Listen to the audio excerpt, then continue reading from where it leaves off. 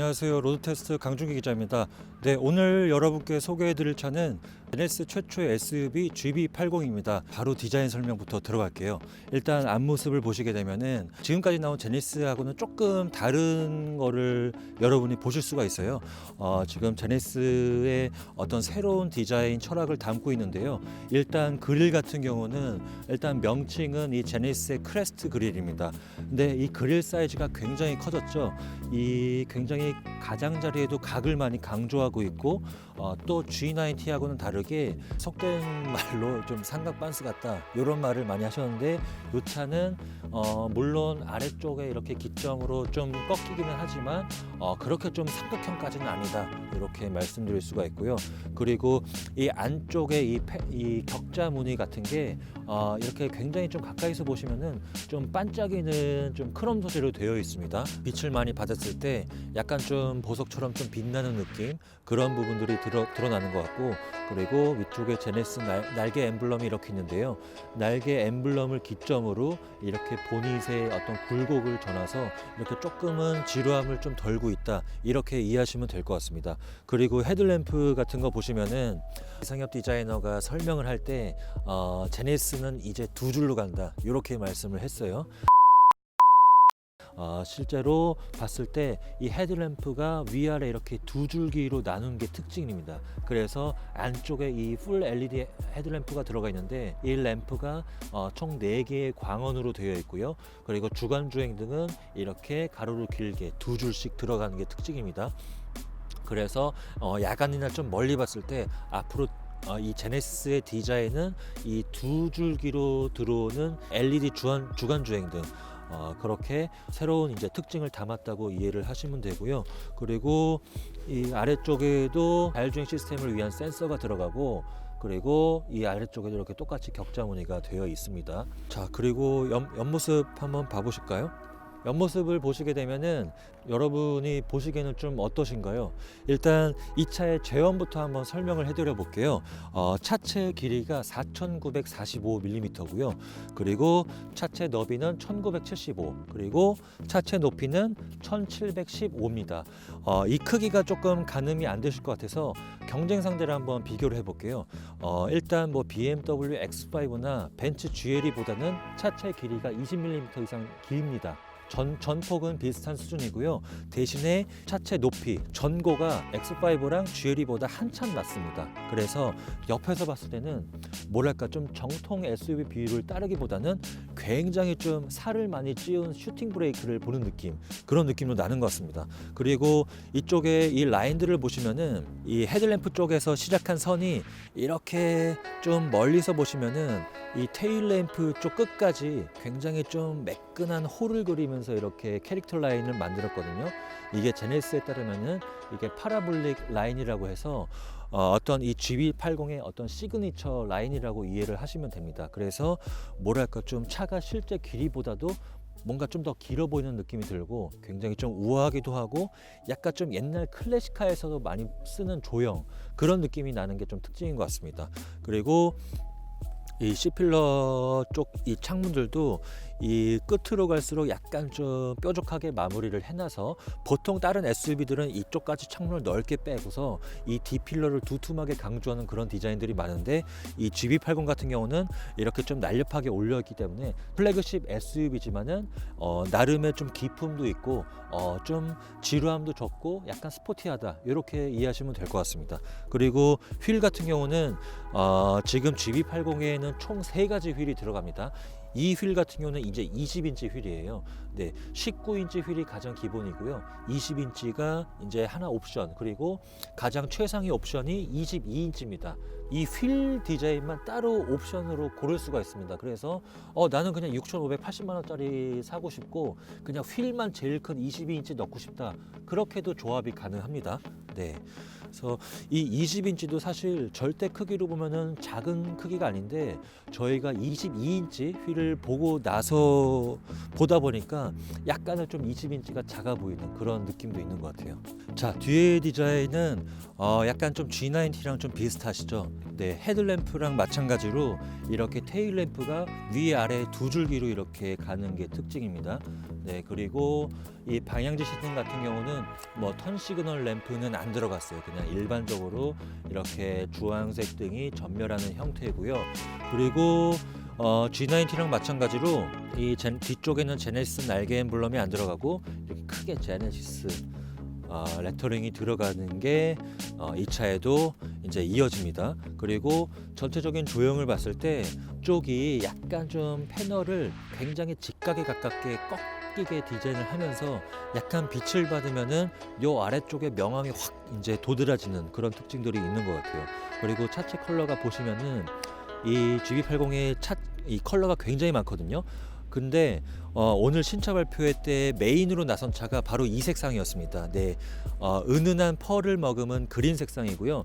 이 그린 색상의 특징이 이 GB80에는 또 무광 컬러도 세 가지나 마련을 했거든요. 무광 화이트도 있고 또 무광 그린도 있습니다. 이 차는 유광 그린이고요. 무광 페인트 같은 경우는 70만 원짜리 옵션이라고 합니다. 근데 제가 직접 봤을 때는 무광은 그다지 그렇게 어울리는 색상은 아닌 것 같아요. 그냥 사제로 그냥 랩핑해 놓은 듯한 그런 특징이 있는 것 같고, 저희 좀 브리티시 그린이라고 하죠. 영국 차들이 많이 쓰는 그런 색상인데 그렇게 튀지도 않고 저는 뭐 괜찮은 것 같아요. 약간 옛날에 그 기아 크레도스 그런 그 색깔 느낌 나는 것 같고, 근데 저는 좀 아쉬운 게 이 차가 후륜구동 기반의 SUV인데 풀타임 4륜구동도 옵션으로 넣을 수가 있거든요. 근데 예전에는 제네시스가 H트랙을 넣었어요.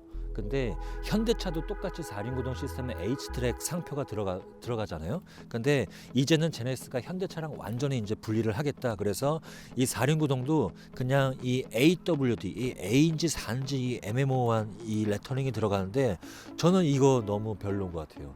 굳이 이렇게 좀 어떤 한국적 좀 여백의 미를 많이 강조를 했다 이렇게 디자인을 설명을 하는데 굳이 이 4륜구동 옵션을 밖에서 이렇게 내세울 필요가 있었을까 이런 생각도 드는 것 같고, 저는 이게 조금 깨는 것 같습니다. 이거 그냥 없애도 되지 않나 생각이 들고, 그리고 아래쪽에도 이렇게 반사판이 헤드램프처럼 길쭉하게 들어가 있고 이 가장자리에는 굉장히 좀 반짝이는 크롬으로 이렇게 마감이 되어 있습니다. 이런 부분들은 아무래도 유럽보다는 조금 북미랑 중국 소비자를 염두에 둔 그런 디자인이 아닐까 이렇게 생각이 듭니다. 전체 디자인을 한번 쭉 훑어봤고요. 이제 좀 세부적인 것들을 한번 봐볼게요. 문이 굉장히 좀 묵직한 편입니다. 이 차가 저희가 주행할 때 굉장히 좀 정숙하다는 느낌을 많이 받았습니다. 심지어 뭐 G80이나 G90보다도 더 정숙하다는 느낌을 많이 받았는데, 일단 도어 마감이 뭐 상당히 좀 꼼꼼합니다. 이 위쪽에 보시면은 이 고무 소재 이렇게 한 겹이 있고 그 밑에 한 겹이 더 있습니다. 그리고 여기 또 한 겹이 더 있어요. 그리고 마지막에 이 가장 큼직한 고무 패킹, 그래서 총 4중으로 틀어막습니다. 제가 다른 차들 보면은 특히 폭스바겐이나 아우디가 이 도어 마감을 굉장히 꼼꼼하게 잘하는데 이 GB80은 그 폭스바겐보다도 한 겹 더 많습니다. 네, 그래서 이런 부분들이 제가 아까 느낀 달리면서 좀 조용하다고 느낌을 받은 게 이런 부분에서 원인을 좀 찾을 수 있는 것 같아요. 그리고 이 도어 안쪽에도 고무 패킹이 있어서 그렇게 되면은 이 차 문을 닫았을 때는 총 5가지의 고무 패킹이 이 완벽한 좀 밀폐감을 완성할 수 있다, 뭐 이렇게 설명할 수 있겠죠. 도어 보시면은 이 차는 플라스틱 같은 경우를 찾을 수가 없습니다. 이쪽에 다 이제 질 좋은 가죽으로 마감을 해놨고, 이렇게 버튼들도 이렇게 좀 끝 표면 처리를 굉장히 좀 독특하게 설계를 해놔서 굉장히 좀 고급차에 탄 느낌이 들고, 그리고 이 윈도우 버튼도 끄트머리 이렇게 또 이렇게 패턴을 이쁘게 넣어놔서 이런 부분들에서 대중차하고 프리미엄차의 어떤 차이가 나뉘는 것 같습니다. 그리고 이 아래쪽에도 이렇게 특이한 이제 가죽으로 씌워놔서 굉장히 좀 독특하다는 느낌을 받고, 이 차에는 렉시콘의 프리미엄 사운드 시스템이 들어가 있습니다. 네, 그리고 이 도어 쪽에도 이 제네시스 마크가 이렇게 들어가 있고 잘 만들었습니다. 그리고 여기 또 있었네요. 여기 이쪽에도 고무 패킹이 들어가 있어서 MVH 설계에는 굉장히 이 차가 신경을 많이 썼다. 네, 이렇게 이해하시면 될 것 같습니다. 뒷좌석도 보시면은 보통 앞도가 잘하면은 뒤에는 조금 이제 한두 개 빼는 게 일반적이거든요. 근데 이 차는 뒷좌석도 앞이랑 마찬가지로 고무 패킹을 굉장히 꼼꼼하게 설계를 했습니다. 그리고 아래쪽에도 네, 이렇게 고무 패킹 굉장히 좀 꼼꼼하게 마감을 잘 해놨습니다. 그 다음에 엔진룸 한번 봐볼게요. 네, 뭐 기본적인 거지만 가스 리프트 방식이 들어가 있고요. 네, 직렬 6기통 3.0L 디젤 터보, 이번에 제네시스가 새롭게 개발한 엔진이고요. 뭐 모하비의 V6 3.0이랑은 구조가 아예 다릅니다. 제가 듣기로는 R엔진, 4기통 R엔진, 이 직렬 4기통에다가 실린더를 2개를 더 추가를 해서 이거를 세로로 배치를 했습니다. 그래서 총 6개의 실린더가 이렇게 세로로 이렇게 깊숙하게 들어간 그런 구조라고 이해하시면 될 것 같고요.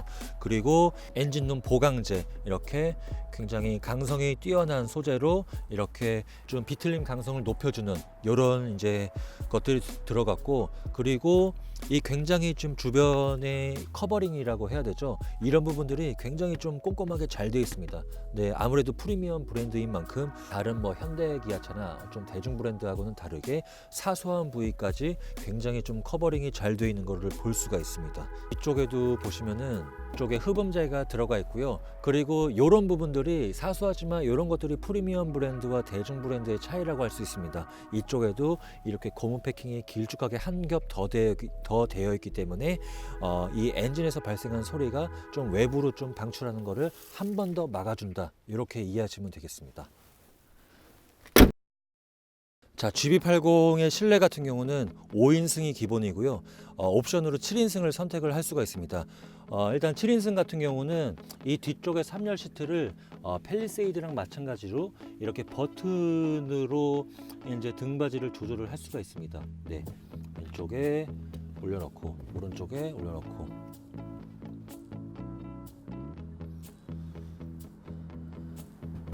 네. 자동으로 접히네요. 뭐 버튼으로 이렇게 돼 있으니까 굉장히 좀 편리한 것 같고, 일단 가장 중요한 거는 공간이니까 제가 한번 뒤에 가서 한번 앉아 보겠습니다. 여기 버튼이 있네요. 이렇게 보통은 이렇게 의자 위쪽에 등받이 쪽에 있는데 이 차는 이렇게 버튼으로 접을 수가 있습니다. 네, 버튼으로 접을 수는 있는데 이 공간이 너무 좁은데? 어우.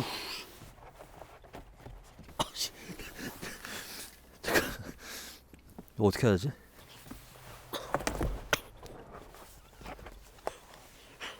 자,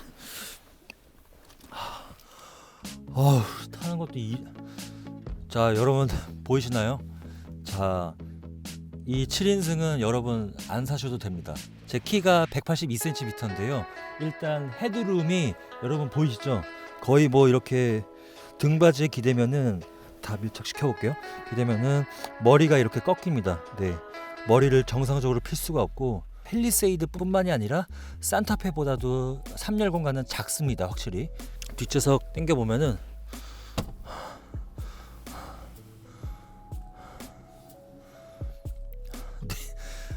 이거는 뭐 3열까지 아이를 태우시거나 가족이랑 좀 장거리 많이 다니신다, 이렇게 되면은 그냥 팰리세이드를 사시는 게 낫습니다. 네, 이 차는 3열은 그냥 구색 가축의 용도인 것 같고요.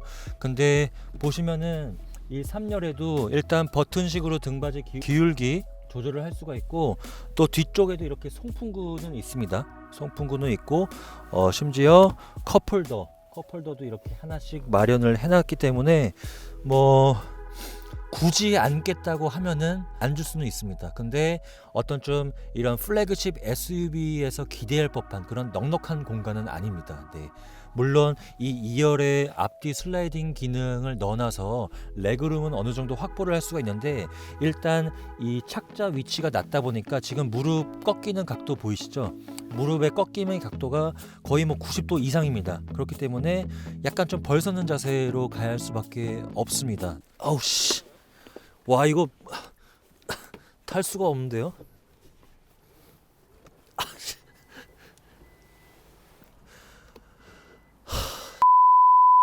저희는 지금 GB80 뒷좌석에 와 있습니다. 첫 인상이 약간 SUV보다 좀 편안한 대형 세단 탄 느낌이 들어요.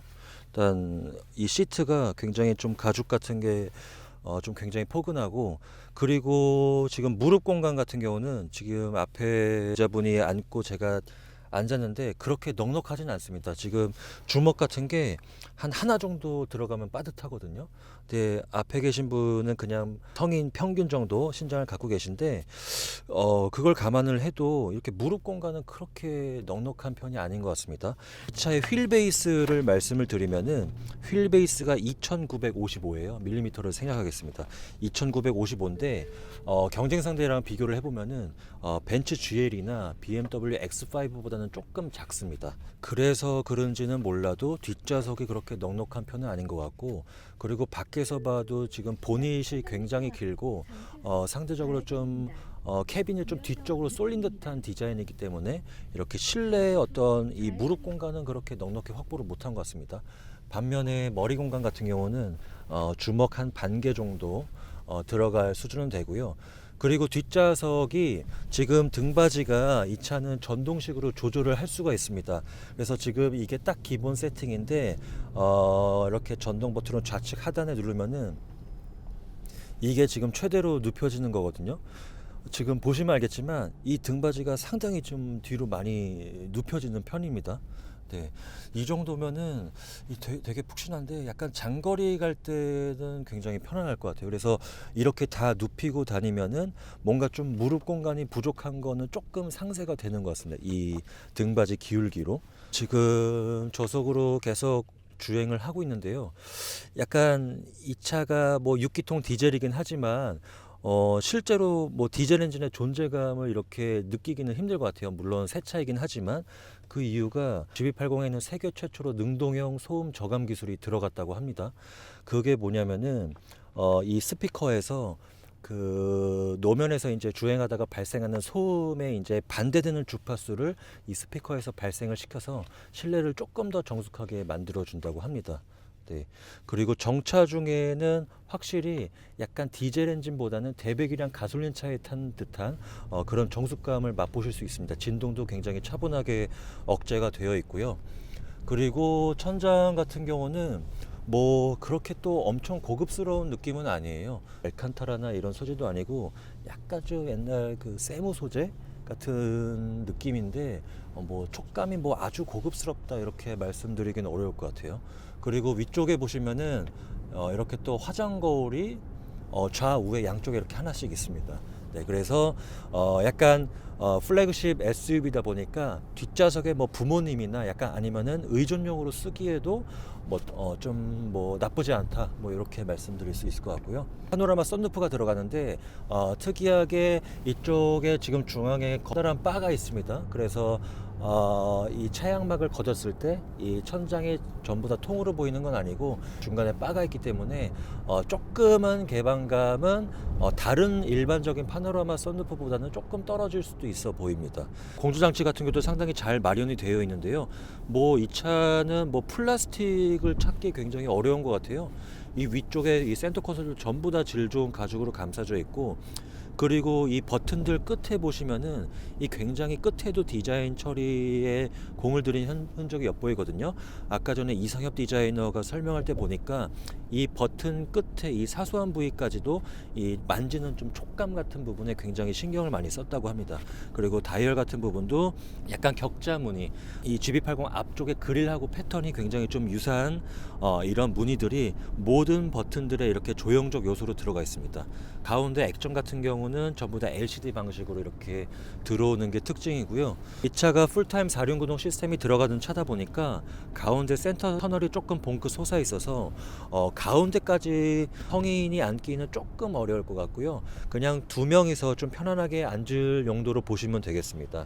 뭐 이런 스피커 커버 같은 경우도 굉장히 고급스러운 것 같아요. 이게 실제 알루미늄을 깎아 놓은 것까지는 확인을 못 했는데 굉장히 고급스럽고, 그리고 이쪽에 우드 그레인 같은 경우도 왜 저희 예전에 옛날 고급차들 보면은 굉장히 광도 번쩍번쩍하고 이 나무 결을 굉장히 많이 강조한 그런 것들이 좀 유행이었잖아요. 근데 이 차는 보면은 이 가죽의 컬러하고 원목의 컬러가 이렇게 대비가 되지 않습니다. 그 가죽 컬러 안에 좀 은은하게 녹이는 그런 색상을 담고, 그리고 LED가 나오는 이 안쪽의 패턴까지도 이게 굉장히 좀 독특하게 마련을 해놨어요. 이게 끝부분으로 이렇게 이 사각 형태가 조금 더 응집되는 그런 조형인데, 이런 것들이 좀 사소해 보일 수는 있지만 이 GB80은 이런 사소한 부위까지 조금 더 디테일에 공을 들였다, 이렇게 이해하시면 될 것 같습니다. 그리고 GB80이 크게 5인승하고 7인승 이렇게 두 가지로 나눕니다. 지금 저희가 탄 게 7인승이고 5인승이 기본이고 7인승이 옵션인데, 이 차가 트림이 되게 재미있어요. 이게 저희 좀 따끈따끈한 카탈로그인데 트림이 한 가지입니다. 네, 6,580만 원짜리 한 가지고요. 그리고 이 차는 특징이 내가 원하는 옵션, 내가 원하는 컬러, 이런 조합을 내 마음대로 옵션을 전부 다 선택을 할 수가 있습니다. 그래서 이 조합할 수 있는 총 경우의 수가 무려 10만 4천 가지라고 합니다. 조합을 하다 보면은 마치 딱 나만의 차를 고를 수 있는 듯한 느낌? 그래서 약간 뭐 롤스로이스나 뭐 벤틀리나 뭐 포르쉐에서 운영하는 뭐 비스포크 같은 프로그램, 마치 그런 것들을 이용하는 듯한 착각도 불러일으키는 것 같아요. 그래서 지금 보시면은 이게 6,580만 원짜리가 기본적으로 3.0 디젤 엔진이 들어가 있고, 여기 이제 기본 옵션들이 상당히 많이 있습니다. 뭐 앞쪽에 뭐 풀 LED 헤드램프가 있고 8인치 TFT LCD 클러스터, 인포테인먼트 시스템을 보시면 알겠지만 기본적으로 14.5인치 디스플레이가 들어갔습니다. 팰리세이드 같은 경우는 기본 모델 같은 경우는 굉장히 좀 작은 모니터가 들어갔고 옵션으로 선택해야지만 와이드 모니터가 들어갔었는데, 이 GB80 같은 경우는 14.5인치가 기본입니다. 그리고 스마트폰 무선 충전이나 오토 디포그, 그리고 공기 청정 시스템, 그리고 하이빔 보조, 뭐 스마트 크루즈 컨트롤, 뭐 이런 것들이 전부 다 이제 기본 사양으로 적용이 되어 있기 때문에 저희가 왜 예전에 엔트리 모델 같은 경우는 뭐 소위 깡통으로 많이 표현을 했잖아요. 근데 이 GB80 같은 경우는 그냥 6,580만 원짜리 기본 모델을 선택을 하셔도 상당히 많은 옵션을 포함하고 있기 때문에 기능적으로 우월한 점이 있다, 이렇게 이해하시면 될 것 같습니다. 지금 GB80 드디어 운전대를 잡았습니다. 네, 여기는 지금 송도에 있는 경원지 호텔 근처고요. 지금 약간 막막한 게 기능이 너무 많아갖고 대체 어디부터 설명을 드려야 할지 조금 막막한데요. 일단 하나씩 한번 해보겠습니다. 지금 일단 이 차에는 현대 기아차 이제 제네시스가 새롭게 개발한 직렬 6기통 3.0 디젤 엔진이 들어가 있습니다. 출력 같은 경우는 최고 출력이 278마력이고요. 최대 토크는 60.0kgm입니다. 그래서 경쟁차랑 조금 비교를 해보면은 지금 뭐 BMW X5나 뭐 폭스바겐 투아렉하고 좀 비교가 될 것 같아요. 그 친구들보다 출력은 조금 높은데 토크는 X5보다 한 약 3kgm 정도 좀 적습니다. 네. 근데 이 정도 출력대에서는 그렇게 뭐 성능 차이가 실질적으로 운전자가 그렇게 체감하기는 조금 어려운 것 같아요. 그리고 지금 아이들링 상태에서는 일단 사실 요즘의 디젤 차가 굉장히 뭐 다들 조용하다고는 하지만은 이 차는 좀 뭐 한술 더 뜨는 것 같습니다. 굉장히 조용하고 정차 중, 그리고 지금 서서히 가속할 때도 뭐 스티어링 휠이나 뭐 페달, 뭐 시트를 통해서 올라오는 진동 같은 게 상당히 좀 잘 정제가 되어 있다고 해야 될까요? 네. 진동이 굉장히 차분하게 억제가 되어 있고, 소음 같은 경우도 디젤 특유의 그런 소음 같은 게 잘 안 들리고 그냥 좀 대배기량 가솔린 차를 타는 느낌, 그런 느낌이 드는 게 특징인 것 같습니다. 그런 것들이 좀 기술을 통해서도 제가 설명을 드릴 수 있는 게 이 GB80 같은 경우에는 이 제네시스가 세계 최초로 개발한 능동형 소음 저감 방지 기술이라는 게 들어갔다고 합니다. 기술이 뭐냐면은 일단 주행 중에 이 노면을 통해서 올라오는 여러 소음들이 있잖아요. 이 소음들의 주파수를 분석을 해갖고 이 스피커를 통해서 노면 소음을 상쇄시킬 수 있는 음역대를 발생을 시켜서 그 실내에서 들리는 그런 노면 소음, 불쾌한 소음 같은 경우를 줄여주는 그런 기술이라고 합니다. 실질적으로 달릴 때 굉장히 좀 디젤차를 의식하기 힘들 정도로 굉장히 정숙하다는 느낌을 받을 수가 있고요. 스티어링 휠을 디자인을 보시면은 약간 지금 좀 특이하죠. 지금 부분 변경 전에 그 S클래스하고도 조금 비슷한 게 이 가운데 이렇게 뭐 수직으로 내려오거나 이렇게 양옆으로 나가는 그런 뭐 3스포크, 4스포크 이런 디자인이 아니라 약간 옛날에 좀 클래식카를 보는 듯한 그런 2스포크 스티어링 휠이 들어가 있습니다. 그리고 가운데 부분이 굉장히 좀 빵이 큰 것 같아요. 네, 그래서 제가 사실 이미지로만 봤을 때는 이 가운데 부분이 너무 두꺼워 갖고 조금 좀 만지는 게 그립감이 좀 별로일 것 같았는데 막상 이렇게 쥐어 보면은 그립감이 굉장히 좋습니다. 이렇게 손가락 안쪽에 들어가는 부분들도 골격을 이 굴곡을 굉장히 좀 절묘하게 설계를 해서 가죽의 감촉도 괜찮고요. 그리고 장거리 운전할 때 그냥 이렇게 안쪽에 파인 공간이 넓다 보니까 이렇게 손 편하게 얹어놓고 이렇게 느긋하게 운전하기 참 좋은 것 같습니다. 사이드 미러 같은 경우는 지금 G80하고는 다르게 플래그 타입이라고 해서 이렇게 A필러가 아닌 도어 패널 이렇게 붙어 있습니다. 그래서 이쪽에 이렇게 작은 쪽창문을 마련을 해놨죠. 그래서 아무래도 A필러에 붙어있는 차보다는 조금 이렇게 좀 측면 시야가 괜찮은 편입니다. 그리고 A필러 같은 경우도 그렇게 두껍지 않게 설계를 해서 시야 같은 경우는 굉장히 좀 시원한 것 같아요. 그래서 이 차가 샤체 너비가 1975mm인데 실질적으로 그 정도 수치 차보다도 더 큰 차에 타는 느낌이 드는 것 같습니다. 또 이 음성을 통해서 이 차에 소음이 들어갈지는 모르겠는데 상당히 좀 정숙합니다. 조용하고. 네, 일단 첫인상은 굉장히 조용한 게 특징이라고 할 수 있고요. 그리고 내비게이션을 보시게 되면은 역대 국산차 가운데 가장 크기가 큽니다. 네, 인치가 14.5인치고요. G90나 뭐 팰리세이드에 적용된 모니터보다도 훨씬 더 큰 건데, 근데 아쉬운 게 좀 많습니다. 일단은 모양만 봤을 때 이제 이 차의 경쟁자가 폭스바겐 이제 신형 투아렉도 있잖아요. 그 차는 크기가 15인치인데 그 차 같은 경우는 15인치가 양옆으로 넓을 뿐만 아니라 위아래로도 넓기 때문에 상당히 좀 모니터가 크다는 느낌을 많이 받거든요. 근데 이 차 같은 경우는 물론 인치 수는 투아렉이랑 0.5인치 밖에 차이는 안 나지만 세로보다는 가로로만 길기 때문에 모니터가 그렇게 엄청 크네 뭐 이런 느낌은 별로 없는 것 같습니다. 그리고 이상엽 디자이너의 설명에 따르면은 굉장히 좀 인체공학적으로 디자인이 되어 있다고 하는데요. 근데 이 모니터가 지금 영상으로도 보이시겠지만 제가 그렇게 팔 길이가 짧지 않거든요. 사실 굉장히 좀 긴 편인데 이렇게 등받이에 기댔을 때 손가락을 뻗어도 모니터에 안 닿습니다. 모니터에 안 닿고 뭐를 좀 조작하려고 하면 이렇게 몸을 깊숙이 숙여갖고 이렇게 팔을 쭉 뻗어야 되거든요. 근데 이렇게 해도 안 닿아.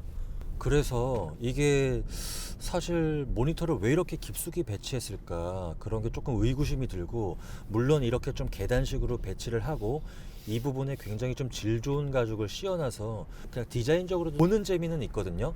근데 실질적으로 이렇게 기능 조작 측면에서는 이렇게 좀 멀리 좀 뻗어서 조작을 해야 하기 때문에 조금 불편합니다. 모니터로 지금 저희가 경로 안내를 받고 있는데요. 지금 보시게 되면 이 내비게이션 디자인이 다른 지금 현대차랑 이 내비게이션 이 그래픽이 굉장히 다른 걸 볼 수가 있는데요. 이거 봐, 지금 제가 들어가는 게 지금 이 길로 들어가는 게 맞는지 모르겠어요. 여기가 아닌 것 같은데. 저리가 되는구나.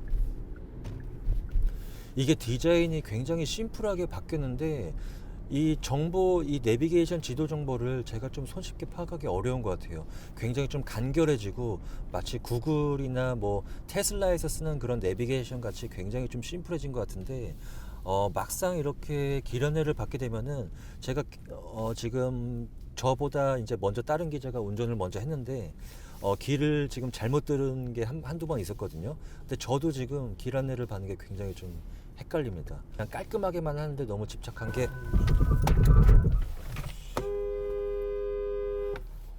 진짜 박을 뻔했다. 저 방금 줄 알았어. 아우 진짜 따뜻하게 얘기하다가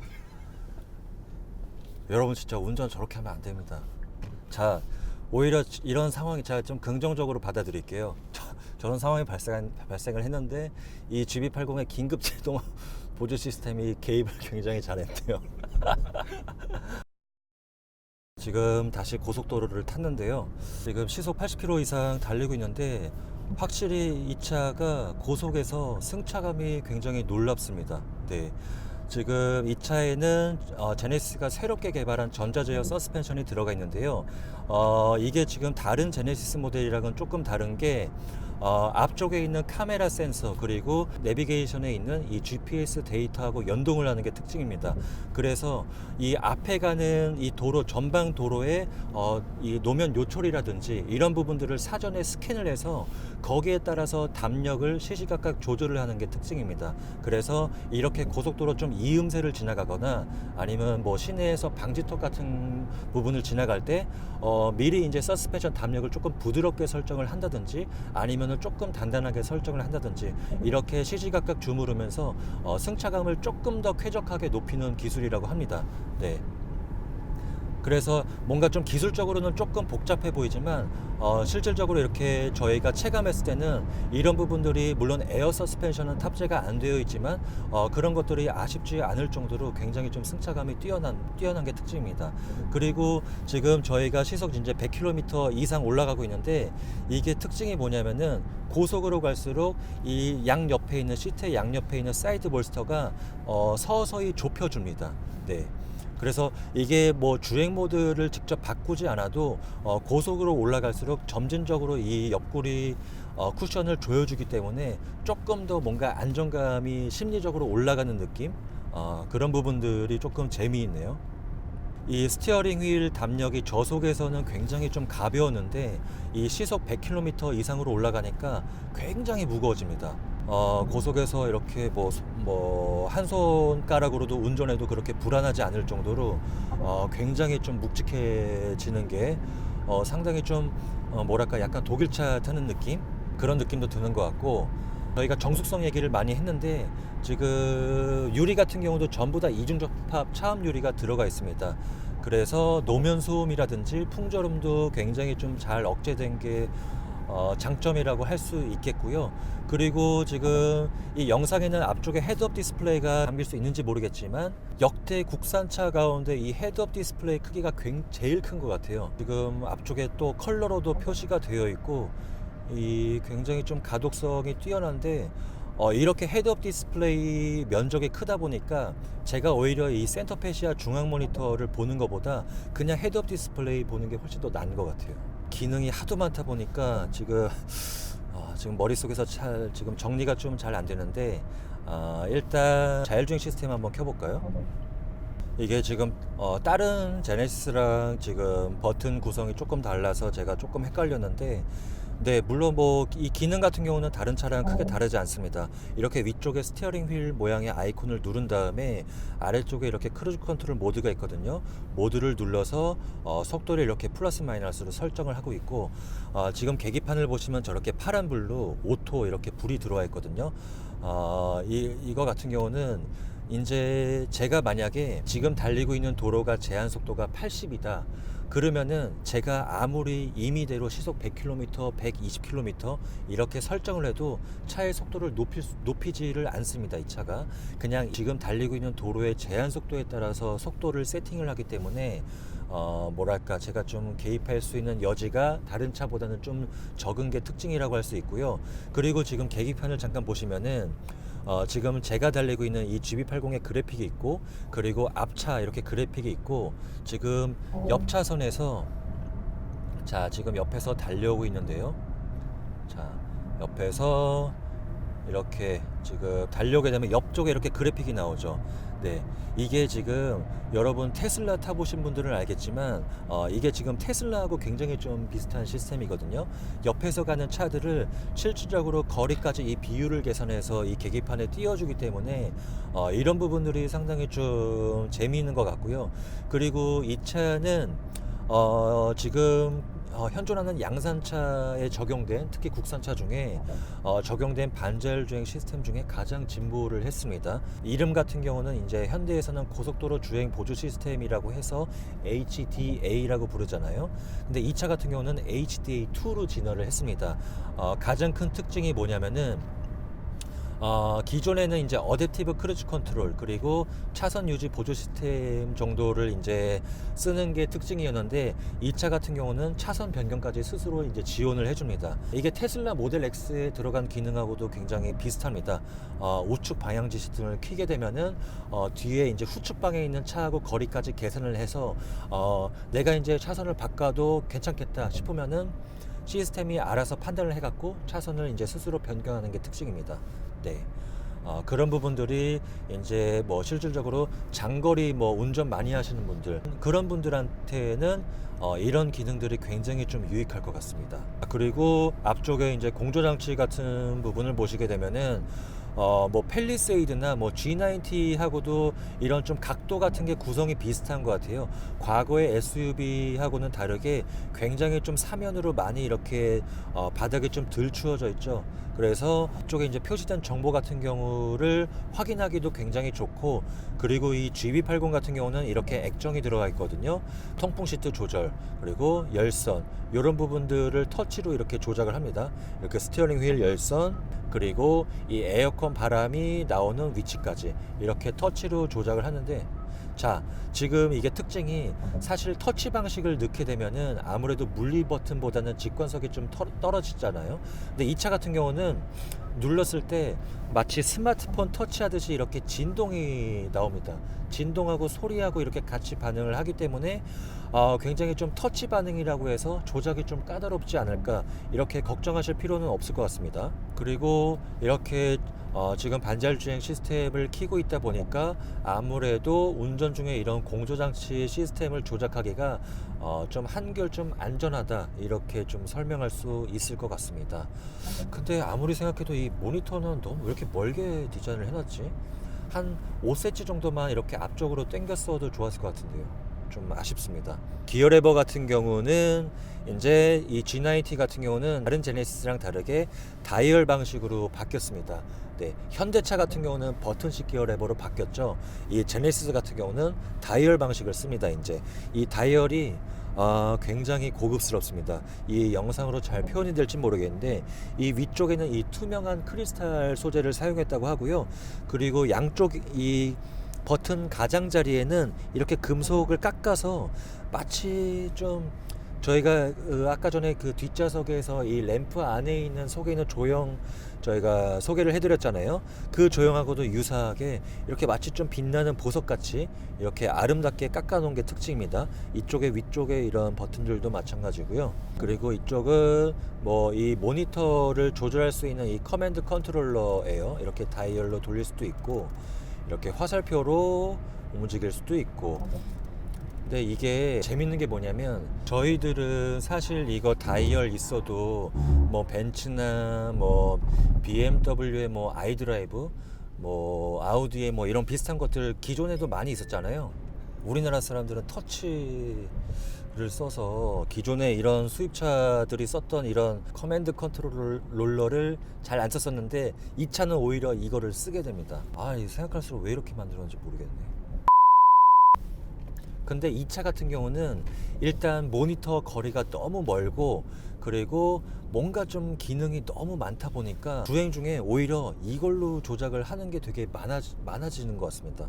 오히려 이걸로 조작을 하는 게 굉장히 이 지도 크기를 키울 때도 더 편한 것 같고, 네, 메뉴 같은 거 조작할 때도 이거는 그냥 뭐 화살표로 이렇게 해갖고 이렇게 바로 그냥 들어갈 수가 있으니까 오히려 여기서 조작하는 게 이렇게 손을 뻗어서 조작하는 것보다 더 편합니다. 그래서 이거 같은 경우는 오히려 좀 시대에 역행한 게 아닌가 그런 생각도 좀 드는 것 같네요. 차는 소프트웨어적인 측면을 자꾸 지적하게 되는데, 저희가 보통 내비게이션 다른 거 보면은 고속도로 이제 나간다고 할 때 그러면은 이쪽에 화살표 이제 크게 나오고 나갈 수 있는 것들을 많이 알려주잖아요. 몇 미터 남았는지도 크게 띄워주고. 근데 이 차는 이 미터 남은 것도 너무 어디서 나가는지도 조금 헷갈리고 그렇습니다. 지금 이 차에는 옵션이 적용이 안 되는데요. 이 GB80에는 증강현실 내비게이션이 옵션으로 들어갔습니다.